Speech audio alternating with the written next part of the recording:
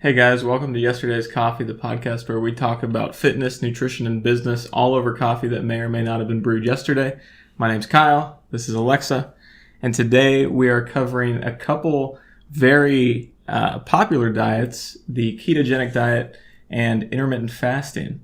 So I know for me, when people ask me about nutrition, these two come up a lot. They're really trendy, especially right now. But even, I think the idea of fasting has always been pretty popular. Mm-hmm. I think that even before intermittent fasting or kind of like this food window type of fasting became super popular, people were always wondering about, either training fasted or doing, day-long fasts or short periods of fasts that would potentially help them with weight loss. Sure. So what is the definition of intermittent fasting, since we're specifying here? Sure. So intermittent fasting is a diet protocol where you would fast for periods of time. So it doesn't really, the idea of intermittent fasting doesn't necessarily specify how long those windows are. Mm-hmm. So there are a lot of different types of intermittent fasting. So you can have intermittent fasts that require you to fast for a whole day or even a couple days time before eating again.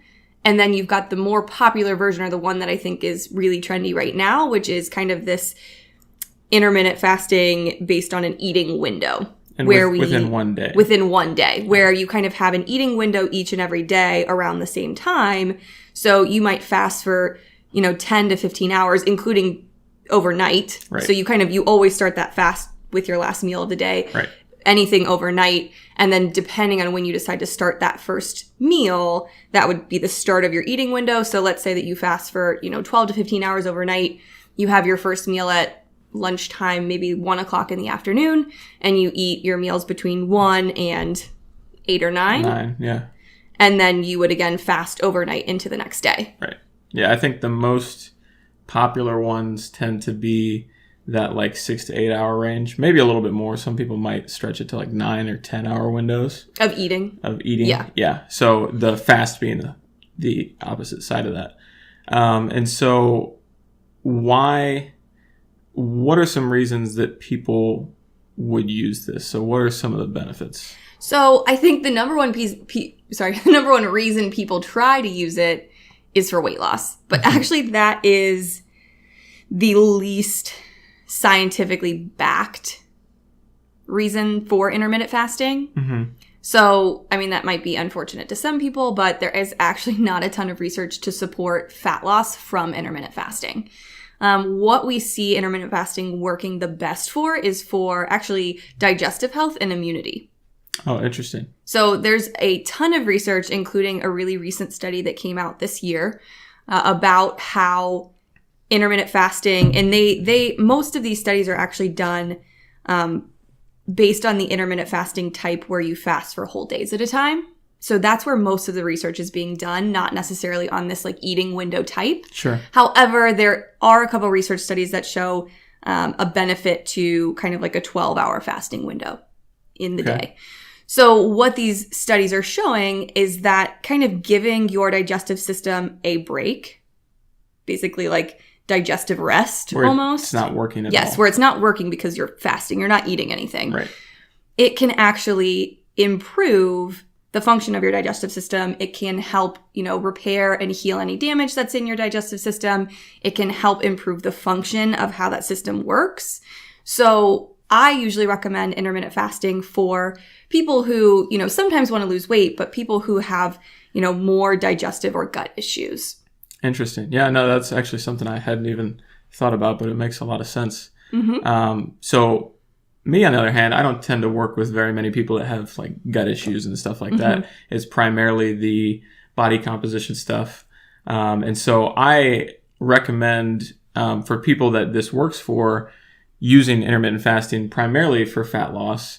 And it's not because the fasting causes fat loss. Mm-hmm. What's happening here is we're essentially setting up a period of time where you can eat larger meals, feel more satiated, maybe have something more to look forward to. Because sometimes people get very burned out on small, frequent meals throughout the day. Or people just don't have time, Yeah, to be honest. exactly. This works really well for people who have an odd schedule. Yeah, a lot of times. Definitely. It allows you to move more of your calories to the back end of the day, which does a number of things for you. It's typically a lot easier to fast through the beginning of the day and maintain better quality energy versus if you were trying to take a big gap between like noon and 6, which a lot of people will do going home from work. And then you just feel crappy. Yeah, you just feel like crap through the middle of the day.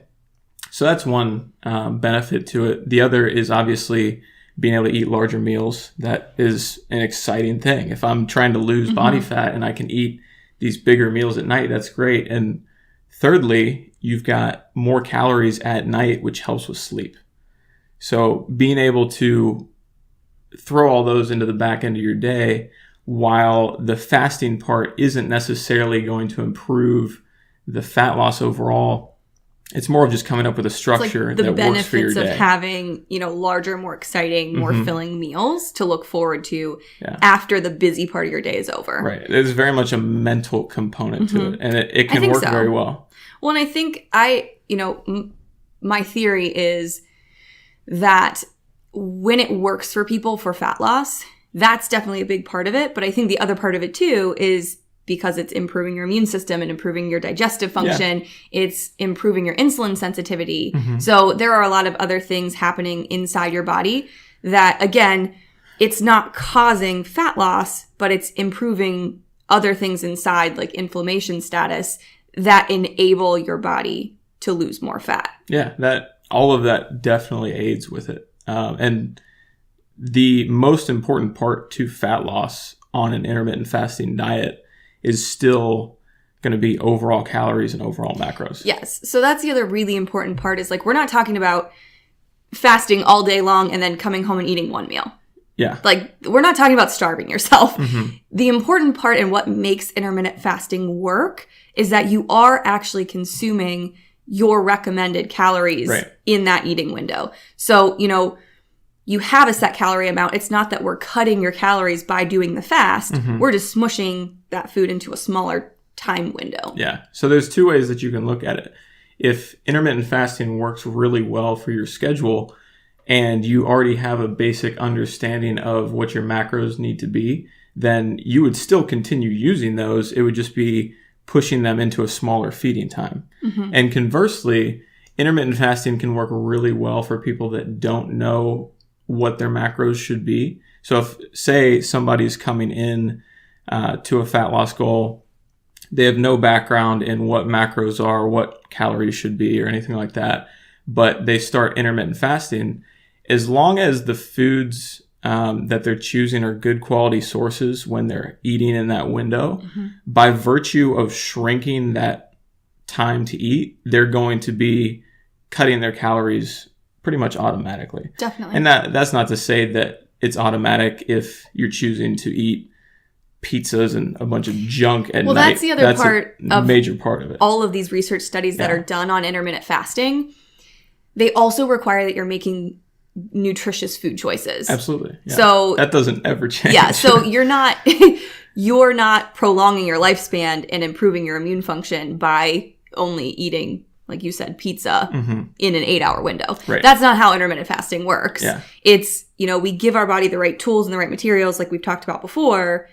It's just that we are reserving a certain time of the day where our body just gets to rest and relax and repair and build up certain systems that need help that make that food more efficient. Yeah, definitely. And that's not to say that you can't have some No, of course. We've talked about that before. Foods. You have to live life. That's what it's about. And intermittent fasting in some ways can give you some flexibility with that, but it by no means should be the cornerstone of what you do. Definitely not. Just because you've pushed breakfast back by 3 or 4 hours doesn't mean that the rest of the day can just be anything that you want and not have a repercussion. Yeah.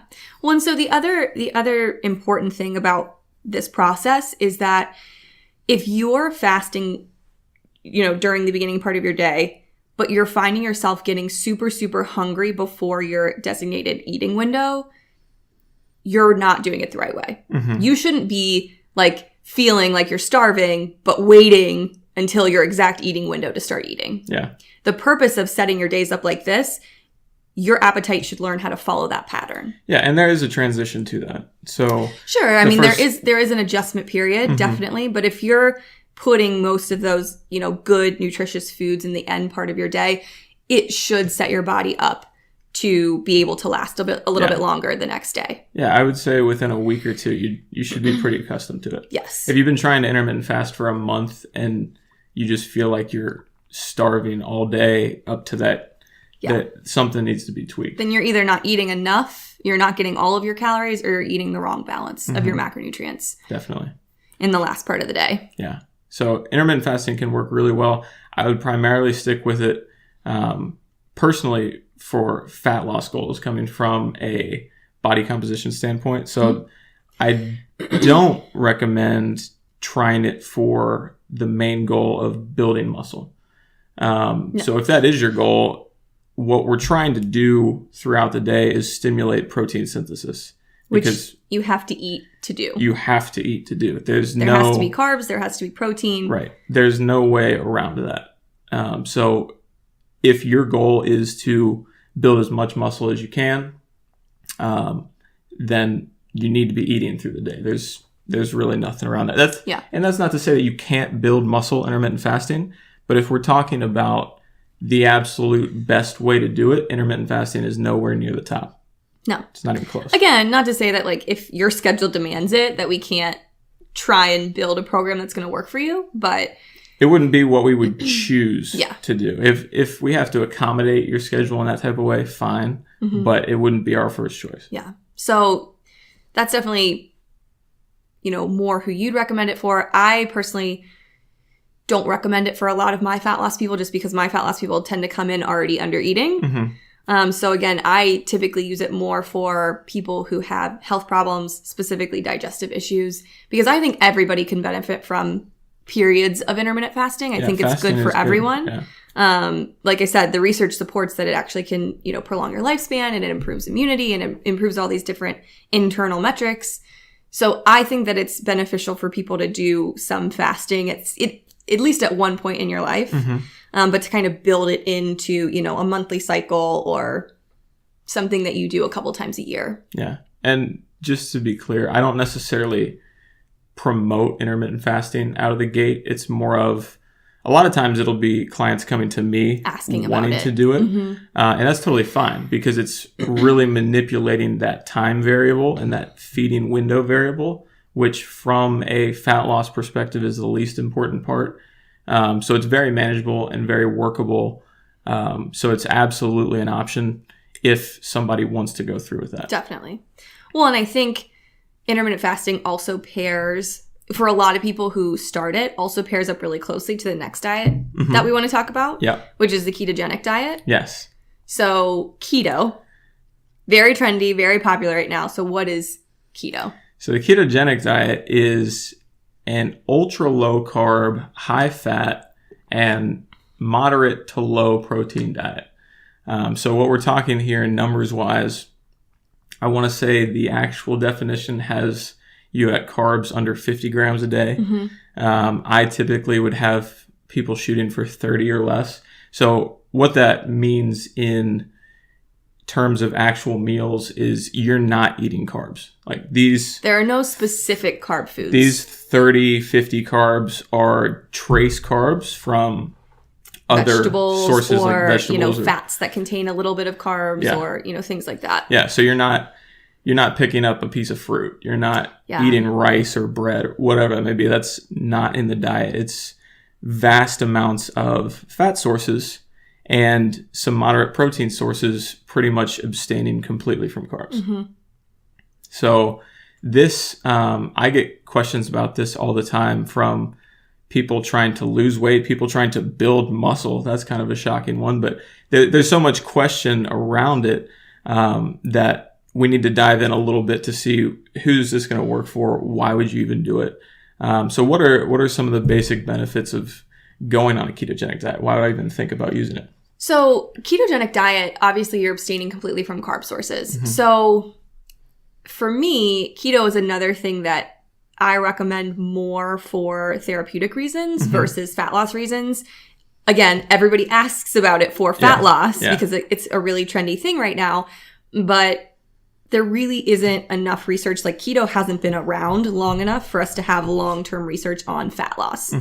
However, it's used in hospital settings and it's used, very therapeutically for a lot of people. So I would say that for the most part, keto is really appropriate for people who have a lot of weight to lose. Absolutely. Who are a little bit more on the less active side. Yeah. So we're not putting, a high performance athlete who trains all the time on a ketogenic diet, typically, unless they maybe have some other underlying health problems. Keto can be really good for people with digestive issues too, just like intermittent fasting, just with how fat can help with the digestive process.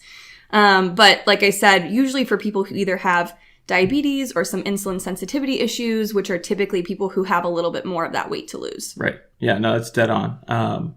That is pretty much the only population I recommend it to, is those individuals with a lot of weight to lose and minimal activity. Definitely. Because fat is the best source of fuel for low to no activity. Right, because remember, carbs are that instant energy source. Right. So like we talked back in the macro episode, when you're not doing too much physical activity, then there isn't really a necessity for those carbohydrates. So in that population, it works really well. Now, one of the reasons this has caught so much traction with fat loss is because of the immediate weight loss that you actually see when you switch to a ketogenic all diet. Fats. So, but that's not all fat loss, correct? No, it's not fat loss. Yeah. At all. So in your first 1 to 2 weeks, we're seeing actually relatively small amounts of fat loss, but the scale changes a lot. So why is that? Right. So what's happening here, and nobody that's selling these types of diets will of course, they're this, not going to tell you that. But when you're eating a normal mixed diet and you've got moderate amounts of carbs in there, carbs attract water. So for every gram of carbohydrates, I believe you hold on to another 3 grams of water. Yeah, I think it's 3 to 4. Yeah, so it's almost 4 times the overall weight of that carb. And when you cut that out of your diet because you've gone keto, not only are those carbs not coming in, which have actual weight, but the water that would come in with the carbs and sit in your body isn't there either. No. So if you've cut out a few hundred grams of carbs every single day, and you stick with it for a week or two, that's where you'll hear these stories about people losing 10 pounds, like just out of nowhere. And it's not because they dropped 10 pounds of body fat. It's because they don't have all of these carbs in their diet that are making their body hold this water. Yeah, they flushed out 10 pounds of water, it's essentially. Water, yeah. Absolutely. Because what happens as soon as somebody goes back and eats carbs? The scale rebounds The scale is going to go up. right back up, and people will be like, oh my God, I gained 5 pounds overnight. And it's like, no. And that's where the carb phobia comes from. Yes. It's like, I just cut out all these carbs, and I lost all this weight. And then as soon as I ate... one bagel. I had one bagel. I was actually just about to say bagel. And we're thinking about bagels. As soon as I eat one bagel, I just gained 5 pounds. Like, I can't eat carbs. And that's just not true. It's not how it works. It's not true. It's a lot of, water and hydration things going on. Yeah. So, and this is not to say that you can't lose fat on a ketogenic diet. Well, no, lots of people do. That's why we use it. It's great. It can absolutely work. It's just that initial weight loss that makes it an attractive program for a lot of people is not real fat loss. Yeah, and that's what gets people excited, though. Like, they see, oh my God, my friend lost 15 pounds in 2 weeks doing keto, and it's not 15 real pounds. Well, and then you have to realize that after that first week or two period, like once you've gotten that water weight off, the weight loss is going to slow down to a rate that you would get with any other diet program. Then it's going to become real weight loss that you're looking at. It's and so then that discourages people and throws them off. But I think the other thing, the really big thing about keto that needs to be addressed is the beginning process. So getting your body from a place where you're using more carbs as fuel to a place where you're using fats as fuel. It's a transition for sure. So the keto flu, right? Yeah. That's how, people refer to it or talk about it. Right. So, and unfortunately, it's not a myth. It's true. That's very true. It's true because, again, carbs give your body instant energy. And so when we're trying to make the process of switching your body from burning this instant energy source to this kind of more long-term energy source, there's a period of time where your energy is going to dip very low before your body starts using a lot of the fat. Mm-hmm. Yeah, and the primary reason for that is you're actually switching the fuel that your brain's using to. Yes. So you're switching from a glucose-based fuel for the brain to actual ketone production. And so that's part of where all of these symptoms kind of stem from, is that interchange of because totally again, different when you systems don't working. eat carbs for, you notice on days that you don't eat as many carbs, you feel a little low. Mm-hmm. Energy's low. You might even have some headaches. You might get a little shaky. All of that stuff happens during this transition phase, which can also discourage people from staying on it if they don't really know what to expect. Mm-hmm. This is the other reason why it's important to work with a coach or be able to know that you're doing it the right way. Yeah, and have a plan while you're doing this and know what to expect. Because if you do it wrong, or if you have, pre-existing health conditions that keto could put you kind of in a compromised position, that's where things could get a little scary or a little messy. Yeah, and it's just good to know what to expect and what to know that this is going to feel like. Yes. This transition is normal. I would say it's typically like a 2-week kind of transition to where you're feeling. Yeah, I would say like 7 to 10 days, depending on how many carbs you were consuming before, because Yeah, that plays a huge role. You basically have to burn through a lot of, these carbs that your body's holding on to, which again equates to the water weight that gets lost. Right. And then, during that period of time, so depending on how many carbs there are, that's how long it's going to take for you to, or that's how long that you might be feeling those flu-like symptoms. Right. And then once you're through that period, you should feel normal. Yes. It should be good. Well, again, and a lot of people feel better mental clarity Mm-hmm. when they start some sort of ketogenic diet. Yeah. And if you're going from not really paying too much attention to what you're doing to a very regimented, thought out plan because like keto has to be regimented. Yeah, you can't just you can't get around it. Yeah, you can't just do keto halfway. Yeah, it doesn't or work. try keto a couple meals a day. Keto is something that you commit to because every meal has to be on track. And keto isn't even something where you can just have as much protein as you want either. Mm-mm. Because, and this is something that's overlooked a lot, is protein intake. Because if that gets too high on a ketogenic diet, you won't actually get into ketosis. Yeah. So you have to monitor keeping because carbs and why is ultra that? low. So, a higher amount of protein will trigger an insulin response, right? Yeah. Which is what knocks your body out of ketosis. Right. So you do have to be careful. And that's why I said, working with a coach or really making sure that you educate yourself and you know the process and you know what you're doing is important, because to do keto halfway and to not truly ever get into ketosis, you're just going to have that keto flu feeling for way longer than necessary. Yeah. You're just going to feel like crap. Mm-hmm. So if you're doing keto and you feel like absolute crap and it's been weeks, it's because you're not in ketosis. You're doing it wrong. Yeah. And prolonging that flu-like period is actually not good for your body at all. Right. Because you're just running yourself into the ground. So you're going to compromise your immune system, your digestive system. Things are going to start breaking down. Generally, you're going to feel crappy enough to start eating carbs or to figure it out before that happens. Yeah. But you do just have to be aware of it. And the final thing I want to touch on with keto is the idea of building muscle. So this also kind of piggybacks off what we talked about with intermittent fasting. Carbs are one of the best things that you can bring into your diet for building muscle. They're there for fuel and energy used for not only your training, but also building of that new tissue. So if you're trying to build muscle and you're trying to cut those out at the same time, it's not going to happen. Yeah. You need, the ketogenic diet is not something you should even be playing with in your mind if that's your goal. Yeah, definitely. It's 100% for because weight again, loss if and health metrics. the insulin response triggers protein synthesis, but the insulin response is what kicks you out of keto. Yeah. So those two things can't happen at the same time. They don't work together. Yeah. But if you are in a position where you have a lot of weight to lose, maybe you have some health conditions, keto can be an option for that. And really both of them can, intermittent fasting as well. Definitely. Well, and the other thing is, if you're wanting to start on a ketogenic diet, it's important to know that the amount of overall calories are still important. Mm-hmm. So you still want to be able to make up for those calories. Obviously, you're having, about 70 to 75% of those calories coming from fat, which could actually be a lot more fat than you realize. Yeah. So again, it takes planning, it takes thought. You can't just jump onto a keto diet and think that you're just going to eat peanut butter all day. It's not exactly, or bacon, I guess. That's another one that people on keto are like, really I can eat all the bacon I want. Yeah.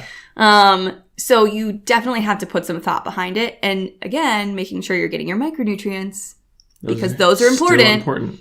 And because you're not able to eat as much of, the same volume of vegetables that you would on a different style diet, supplementation is, I think, really important with keto too. Definitely. So thank you guys for listening. Hope you got something out of this talk on ketogenic diet. Hopefully you learned a little bit of something. Yeah. So they are both viable in their own respective places, but just knowing the context of when they even make sense to use is huge. And making sure that you're doing it the right way. I think both of those things can go very wrong, just in terms of making you feel crappy. Right. You're not going to die. It's going to be okay, but you'll notice that you just don't feel good. And if you ever don't feel good on a diet plan, something is not right. Yeah. Beyond that transition period, especially if it's getting prolonged past 2 weeks, there's something that needs to change. You got to check into it. So thank you guys for listening. If you enjoyed it, please feel free to subscribe on any of the platforms that we produce this on, and let us know if there's anything you want us to cover. So feel free to reach out to me at hypertrofit.com. You can find Alexa at therootedrd.com, and we will see you guys again next week. See you next week.